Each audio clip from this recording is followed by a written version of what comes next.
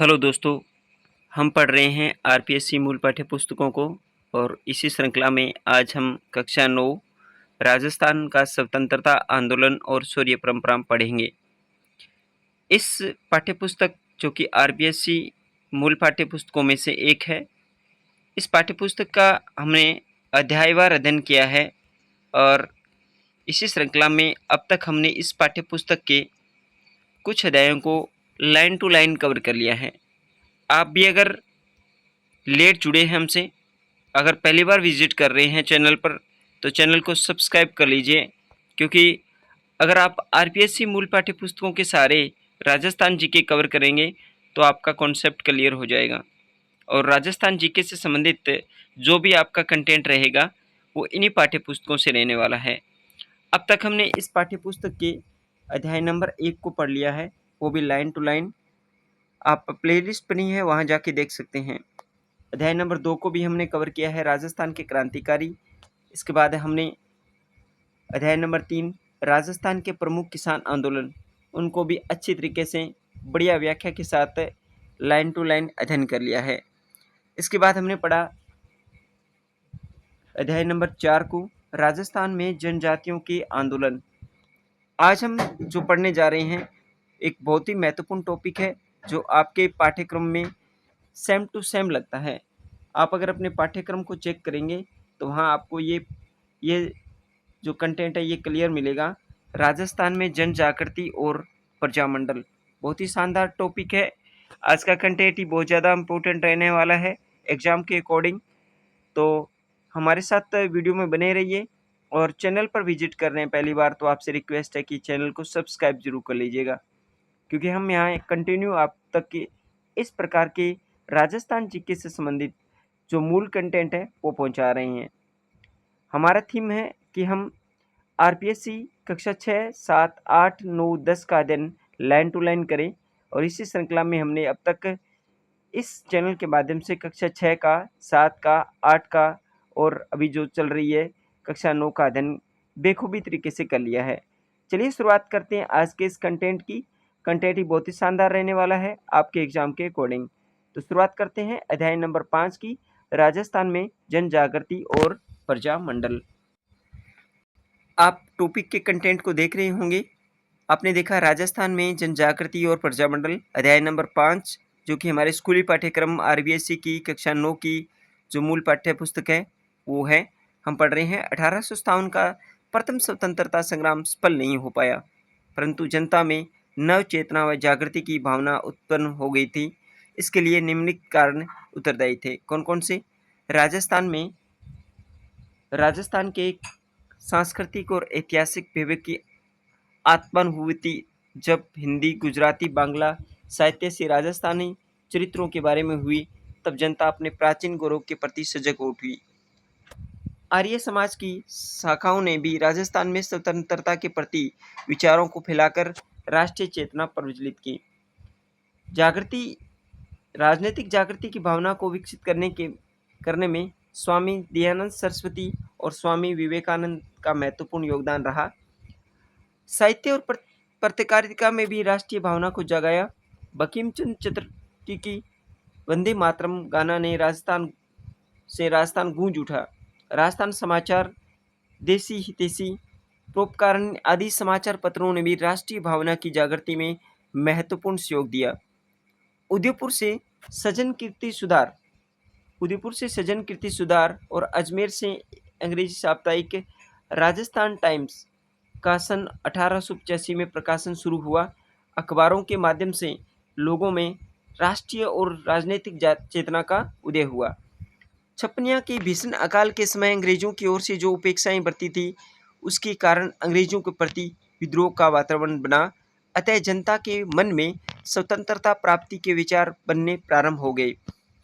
Edward सप्तम के राज्यारोहण समारोह के समय उदयपुर के महाराजा फतेह सिंह को आमंत्रित किया गया। इसमें शामिल होने के लिए उन्होंने दिल्ली प्रस्थान किया। तभी उन्हें रास्ते में शाहपुरा के क्रांतिकारी केसरी सिंह जी बारट ने चेतावनी रा चूटिया नामक एक रचना भेंट की। को किसके राजारोहण में शामिल होने के लिए जा रहे थे? एडवर्ड सप्तम के। कौन? उदयपुर के महाराजा फतेह सिंह। तो ये प्रश्न काफ़ी एग्जाम में पूछा जाता है, आप इससे चिर परिचित होंगे। केसरी सिंह बारठ ने चेतावनी रे चुंटिया नामक एक रचना शाहपुरा के क्रांतिकारी जो कि थे केसरी सिंह जी, उन्होंने किसको भेंट की? फतेह सिंह को। उससे में आत्मसम्मान की भावना जागी और उन्होंने दिल्ली दरबार समारोह में शामिल न होने का निश्चय किया। महाराणा के इस कार्य को राजस्थान की जनता में एक नवचेतना की लहर दौड़ पड़ी। अंग्रेजों की आर्थिक नीतियों के कारण राजस्थान का आर्थिक जीवन अस्त व्यस्त हो गया, बेरोजगारी की स्थिति उत्पन्न हो गई, असंतोष का वातावरण उत्पन्न हो गया। 1885 में राष्ट्रीय कांग्रेस की स्थापना हुई। कब? 1885 में भारतीय राष्ट्रीय कांग्रेस की स्थापना 1885 में हुई थी। 1887 में गवर्नमेंट कॉलेज अजमेर के छात्रों ने कांग्रेस कमेटी का गठन किया। 1887 में किसने? गवर्नमेंट कॉलेज अजमेर के जो मेयो कॉलेज था ना, कांग्रेस कमेटी का गठन किया। आगे चलकर जनता में राष्ट्रीय भावना उत्पन्न हुई जो निरंतर बदलती होती गई। 1888 में कांग्रेस के इलाहाबाद सम्मेलन में 1888 के कांग्रेस के इलाहाबाद अधिवेशन में अजमेर के गोपीनाथ माथुर, किशन लाल, ये मोस्ट इम्पोर्टेंट है। 1888 में कांग्रेस के इलाहाबाद अधिवेशन में अजमेर के गोपीनाथ, किशन लाल और हरिविलास शारदा राजस्थान के प्रतिनिधि बनकर गए। इसके बाद पढ़ते हैं 1918 में दिल्ली में आयोजित कांग्रेस अधिवेशन में राजस्थान के कई व्यक्तियों ने भाग लिया, जिसमें परिणाम स्वरूप इसका संपर्क ब्रिटिश भारत और अन्य राज्यों के नेताओं से हुआ। इस अधिवेशन के बाद गणेश चंद्र विद्यार्थी, विजय सिंह पथिक, जमनालाल बजाज, चांदकरण शारदा, गिरधर शर्मा, स्वामी नरसिंह देव सरस्वती आदि के प्रयत्नों से राजपूताना मध्य भारत सभा नामक एक राजनीतिक संस्था की स्थापना दिल्ली के चांदनी चौक की मारवाड़ी पुस्तकालय में हुई। प्रश्न पूछा जाता है कि राजपूताना मध्य भारत सभा की स्थापना कहाँ हुई थी? दिल्ली में हुई थी और चांदनी चौक स्थित मारवाड़ी पुस्तकालय में। बाद में कांग्रेस के नागपुर अधिवेशन 1920 में के समय कांग्रेस की सहयोगी संस्था मान ली गई। ये थे गणेश चंद्र विद्यार्थी और जमनालाल जी बजाज, जो कि राजस्थान स्वतंत्रता आंदोलन में महत्वपूर्ण भूमिका निभाने वाले व्यक्तित्व थे। राजपूताना मध्य भारत सभा का दूसरा अधिवेशन कांग्रेस अधिवेशन के साथ ही दिसंबर 1919 में अमृतसर में संपन्न हुआ। मार्च 1920 में इसका तीसरा अधिवेशन जमनालाल बजाज की अध्यक्षता में अजमेर में आयोजित हुआ। राष्ट्रीय कांग्रेस का जो कि 1885 में जो स्थापित हुई थी, उसका तीसरा अधिवेशन कहाँ हुआ था? अजमेर में। और किसकी अध्यक्षता में हुआ था? जमनालाल बजाज की अध्यक्षता में। दिसंबर 1920 में सभा का चौथा अधिवेशन नागपुर में हुआ। भारतीय राष्ट्रीय कांग्रेस का अधिवेशन भी इस समय नागपुर में हो रहा था। सभा के अध्यक्ष नरसिंह चिंतामणि केलकर निर्वाचित हुए, किंतु कुछ कारणों से वे नागपुर नहीं पहुंच पाए। अतः जयपुर के गणेश नारायण सोमानी को सर्वसम्मति से सभापति चुना गया। अधिवेशन में एक प्रदर्शनी में लगाई गई जिसमें राजस्थान के कृषकों की दयनीय दशा दर्शाई गई। राजस्थानी जनता का आह्वान अब कांग्रेसी नेताओं तक पहुंचा। राजस्थान के नेताओं के दबाव के कारण कांग्रेस ने एक प्रस्ताव पारित किया। उसमें राजस्थान के राजाओं ने यह आग्रह किया कि वे अपनी प्रजा को शासन में भागीदार बनाए। 1919 में वर्धा में 1919 में ये लाइन इंपॉर्टेंट है। 1919 में वर्धा में राजस्थान सेवा संघ की स्थापना विजय सिंह पथिक, रामनारायण चौधरी और हरिभाई किंकर ने योगदान से हुई। 1919 में वर्धा में राजस्थान सेवा संघ की स्थापना विजय सिंह पथिक, रामनारायण चौधरी और हरिभाई किंकर के योगदान से हुई। इस संघ का मुख्य उद्देश्य जनता की समस्याओं का निर्माण करना था। इसका दूसरा उद्देश्य जो जागीरदारों और राजाओं का अपनी प्रजा के साथ सौहार्दपूर्ण संबंध स्थापित करवाना था।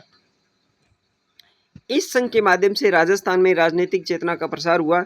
धीरे धीरे बूंदी, जयपुर, जोधपुर, सीकर, खेतरी, कोटा आदि स्थानों पर जो संघ की शाखाएं खोली गई थी। राजस्थान सेवा संघ ने बिजोलिया और बेगू में किसान आंदोलन, सिरोही उदयपुर में भील आंदोलन का मार्गदर्शन किया था। संघ ने बूंदी, सिरोही, उदयपुर में पुलिस द्वारा किए गए अत्याचारों को उजागर किया और उसकी आलोचना की। ब्रिटिश सरकार राजस्थान सेवा संघ के गतिविधियों से सशंकित थी। मार्च 1924 में रामनारायण चौधरी, शोभालाल गुप्त को तुरंत राजस्थान में देशद्रोहात्मक सामग्री प्रकाशित करने के अपराध में गिरफ्तार कर लिया गया। न्यायालय ने रामनारायण को तो मुक्त कर दिया, किंतु गुप्त को 2 वर्षों के कठोर कारावास की सजा दी।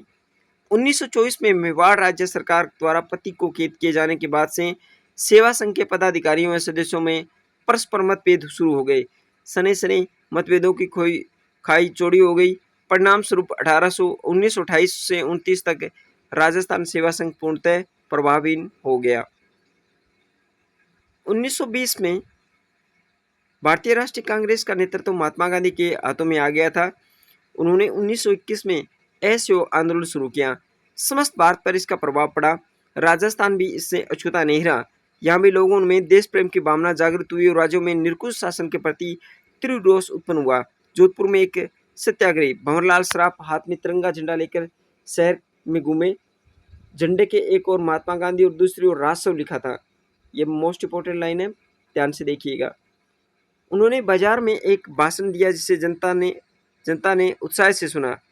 टोंक राज्य की जनता ने एक सभा कर कांग्रेस के प्रति पूर्ण सहानुभूति व्यक्त की और असहयोग आंदोलन का अनुमोदन किया। वहां के अंग्रेज पुलिस अधिकारियों ने उनके नेता मौलवी अब्दुल रहीम, सैयद जुबैर मियाँ, सैयद इस्माइल मियाँ, काजी महमूद अयूब आदि को गिरफ्तार कर लिया। लगभग 17 अन्य व्यक्तियों को भी इस संबंध में गिरफ्तार किए गए, लेकिन शीघ्र ही छोड़ दिए गए। जयपुर राज्य में जमनालाल बजाज ने अपनी राय बहादुर की उपाधि लौटा दी और 1 लाख रुपए तिलक रासव कोष में दिए। उन्होंने 11,000 रुपये मुस्लिम लीग को दिए।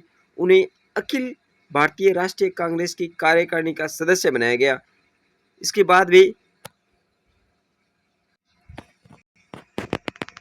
बजाज से प्रेरित होकर राजस्थान के दूसरे व्यापारियों ने भी इस आंदोलन के दौरान कांग्रेस को आर्थिक सहयोग दिया। बीकानेर में राजनीतिक जागृति अपेक्षाकृत देरी से हुई।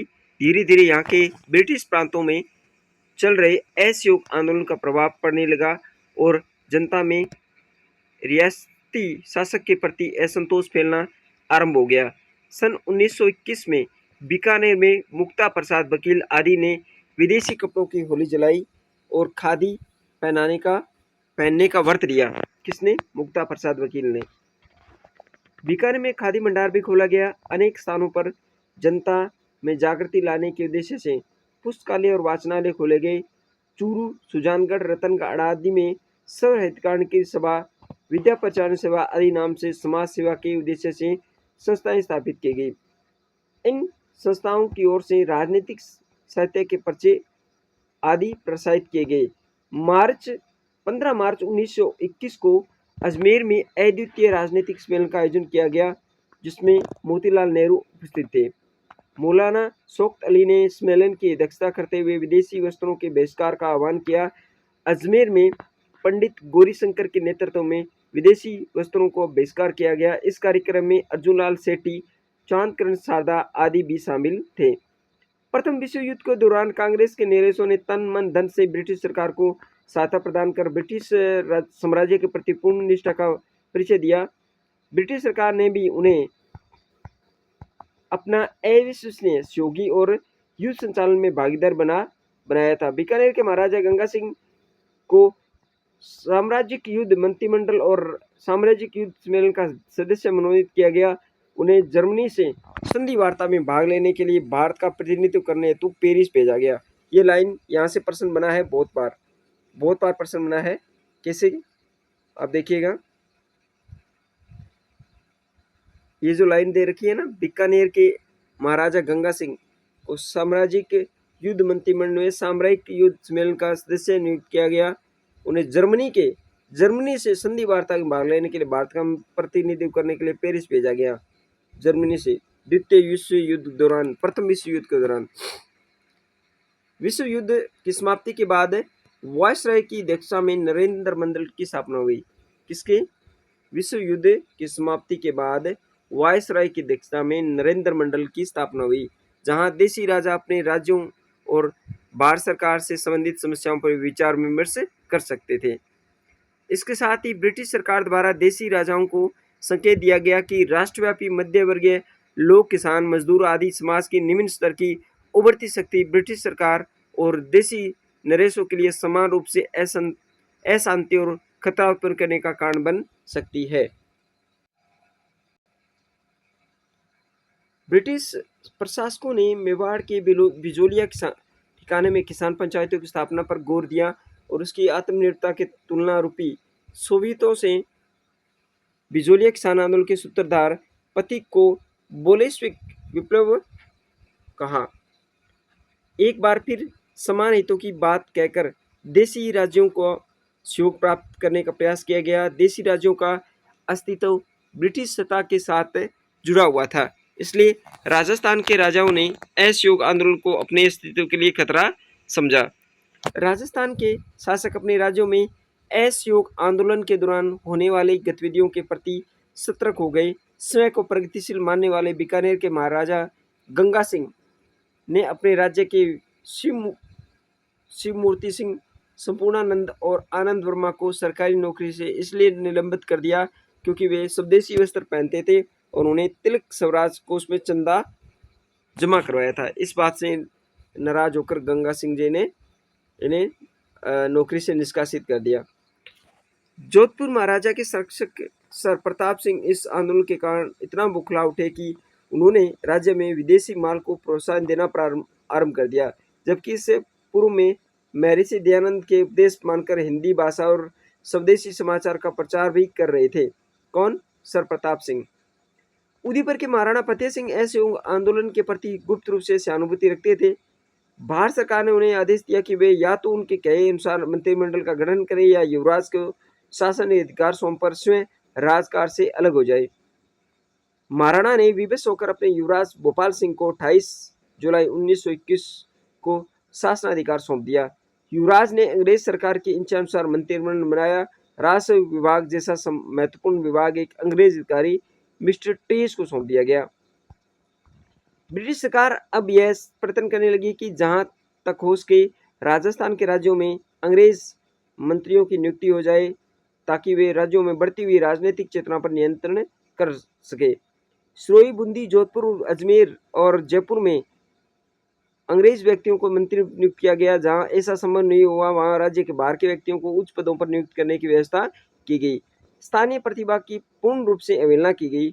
मारवाड़, जो कि जोधपुर कहलाता था, राज्य का प्रथम मैट्रिक परीक्षा उत्तीर्ण व्यक्ति और स्थानीय कॉलेज का प्रथम स्नातक दरबार हाई स्कूल में क्रमशः लेखाकार और सामान्य अध्यापक के पद पर ही कार्यरत थे।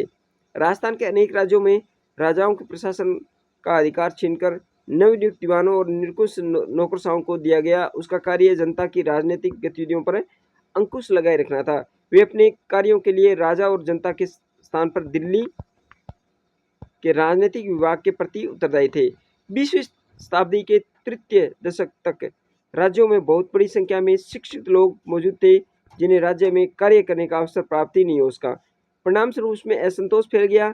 इस शिक्षित वर्ग ने प्रचलित व्यवस्था में व्यापक अनियमितताओं को उजागर कर जनता में जागृति उत्पन्न करने की उन्होंने नागरिक अधिकारों और उत्तरदायी सरकार की स्थापना के लिए संघर्ष किया और जन आंदोलन को नेतृत्व दिया गया। राजस्थान में अब नए युग का सूत्रपात हुआ था। तो ये था अब तक। उससे पहले जो राजस्थान में स्वतंत्रता आंदोलन के दौरान जो प्रक्रिया हुई थी, उससे पहले की जो घटनाएं थी उनको पढ़ा। अब पढ़ेंगे राजस्थान में मंडलों की स्थापना। ये पढ़ेंगे हम कल के सेशन में। आज का सेशन यहीं तक पढ़ते हैं क्योंकि हम थोड़ा थोड़ा पढ़ते जा रहे हैं और अपने कंटेंट को क्लियर करते जा रहे हैं। कल पढ़ेंगे इसी थीम के साथ कि हम पढ़ रहे हैं आरबीएसई मूल पाठ्य पुस्तकों को। तो आज का वीडियो कैसा लगा आप लाइक कीजिएगा, शेयर कीजिएगा और चैनल पर विजिट कर रहे हैं तो चैनल को जरूर सब्सक्राइब कीजिएगा। आज की वीडियो में इतना ही। मिलते हैं नेक्स्ट वीडियो में राजस्थान में प्रजामंडल आंदोलनों की स्थापना इस टॉपिक के साथ। धन्यवाद।